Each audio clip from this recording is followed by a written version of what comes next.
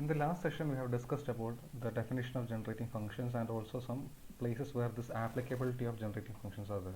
Okay, today we will discuss how to compute generating functions which you are given a sequence. Okay, we will be specifically designing how to we will be discussing how to compute the closed form of a generating function. Okay, for example, if my sequence is maybe 1, 1, 1, 1, 1, etc., we know the generating function associated with this sequence is actually 1 plus x square plus x cube plus etc., and the closed form of this sequence is actually 1 by 1 minus x.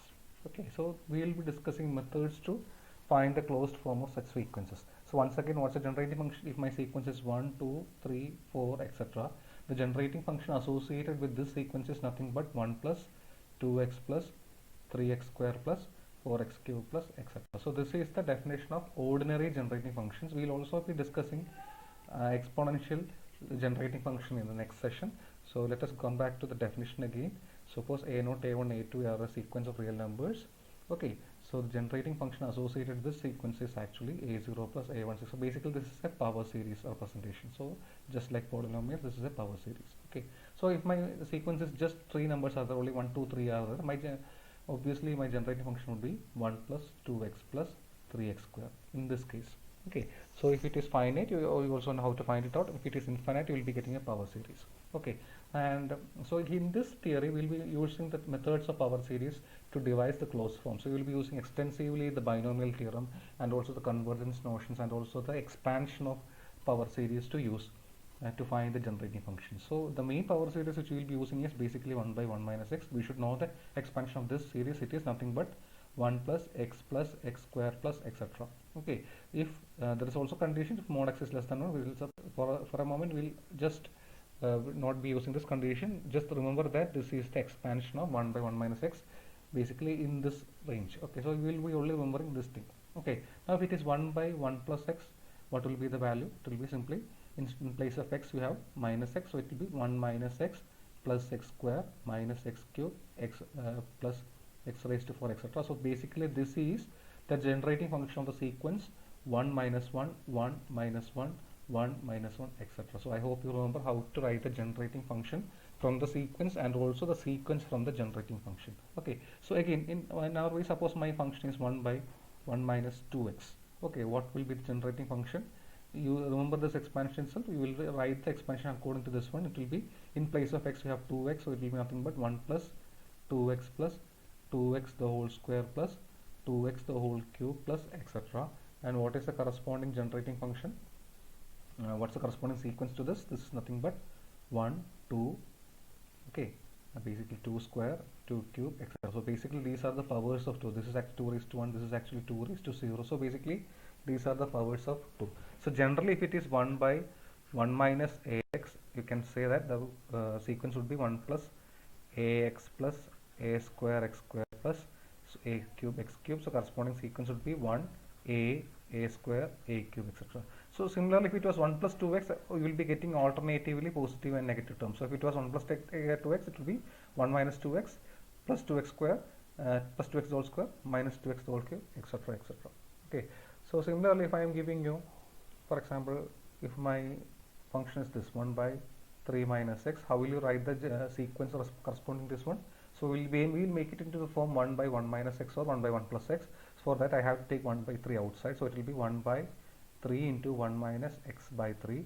So it will be 1 by 3 into 1 plus, we will give the expansion of 1 by 1 minus x, so it will be 1 plus again x by 3 plus x by 3 the whole square plus etc.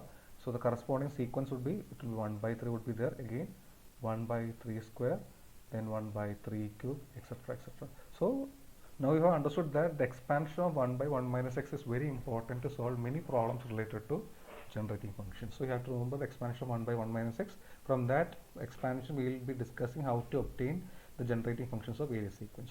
Okay, similarly suppose you are being given a sequence like this and you are being asked to write down the generating function, the closed form of the generating function. Writing down generating function is very easy.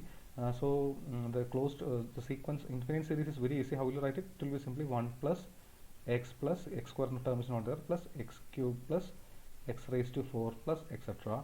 Okay, so you have to write the closed form of this sequence. How will you? So I hope you understand how to write the infinite series here from this sequence. Now we have to write the closed form of this. So you how will you make it? So we can basically relate with a well-known series which is 1 by 1 minus x. But only thing is that this x square is not present in this infinite series. So that I will just apply one x square here, and I will reduce an x square to for parity.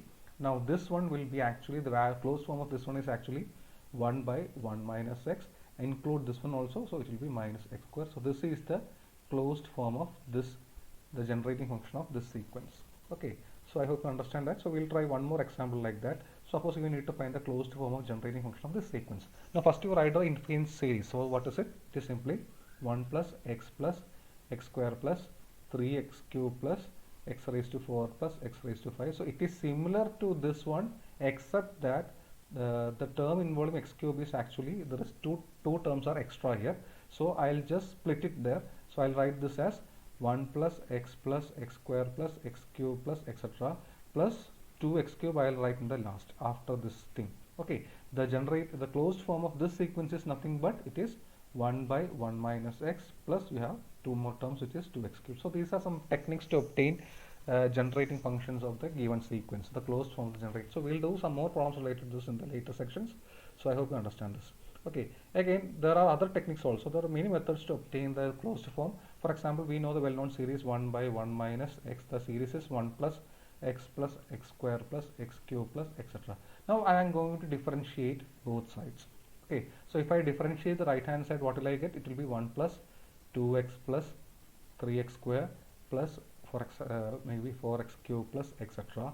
Okay, the left hand side will get says this is 1 by 1 minus x, so it will be minus 1 by 1 minus x the whole square into minus 1, so that is nothing but 1 by 1 minus x all square. So we have seen that the expansion of this thing is nothing but 1 plus 2x plus 3x square plus 4x cube plus etc.